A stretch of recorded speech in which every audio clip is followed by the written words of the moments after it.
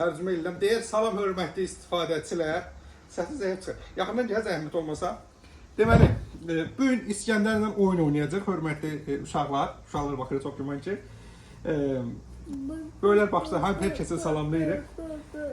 Bu deməli Səriyyənin kanalında, Səriyyə Xədi kanalı var, uşaqlar kanalı. Orada bir oyun görüb bunu onu oynayacaq. Düz demirəm İskəndər? Nətər oyunuydu o? Açqanı qoyursan, elədir o. Salfetkanı deyir qoyursan elədir o. Deməli oynayaq, biz də başlayaq oynayaq. Salfetkanı belə qoyursan, bax belə. Belə. Atası ilə oynayacaq. Belə qoyduq salfetkanları. Tərpətmə qoy belə qalsın İskəndər. Bunu burasında sudur, qabdır. Bunda burasında belə, eyni qayda ilə. Kim tez yavaş-yavaş çəkər, birdən çəkər, tüklər ora.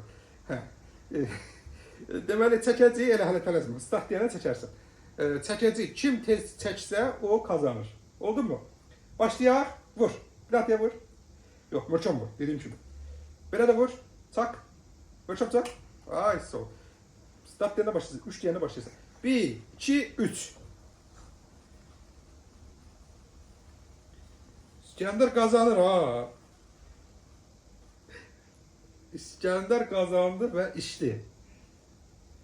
İskəndər kazandı. Ata hələ indi götürdü və budur.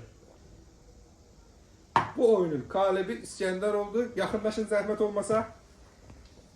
İskəndər qalib oldu. Bunu da qoy, sonra içərsən. Sənə qurban olum. Saqqız etdim. Saqqız var idi. Saqqızla deməli su getdi qarnına. Adam saqqızı udmaz. Saqqızı udarsansa, saqqız bir neçə ilə insanın qarnına çıxır. Ona görə udmaq olmaz saqqızı. İskəndər qalib oldu və Nunu xanım da gəlir. İskəndər bu oyunun qalibi. Nətər oldu ki, sən bu oyunda utdun atan ürəyi? Danış. Çox idi mən məşq eləmişdim bunu. Hə? Mən qazandım. Bildim, sən ağıllısan ona görə. Başqa nə deyə bilərsiniz? Uşaqlara nə deyə bilərsin? Uşaqlar səni izləyin hal-hazırda. Hə? Ağıllı olun. Nə deyə bilərsən? Bunları qoyaq qırağa artıq. Oyun bitdi, sən qalibsən. Atanı utdu. Ata uduzdu, mən qazandım. Ata uduzdu, bu qazandı və bu qalibdir. Gəl sən ata əlini qaldırsın. Və İskəndər bu oyunun şampiyonu. Bu oğlan bu oyunun şampiyonu. Ata sənə təbrik edəcək, görüşək. Sağ olun. Hörmət, sən də sağ ol elə uşaqlara. Sağ olun, İskəndər çox sevindi.